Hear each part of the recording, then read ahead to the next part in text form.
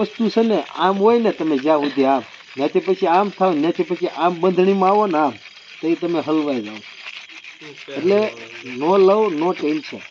2 વીઘાના ઘઉં કરશો ને તો તમારે વરદી વયું જાય મારા દીકરા. તમે લવમાં જ હેરાન થશો મારા દીકરાઓ. એટલે નાના નાના ફૂલડાવ છો તમે હજી તમારે કામ ધંધો કરાય. તમે લવના ચક્કરમાં ના પડો.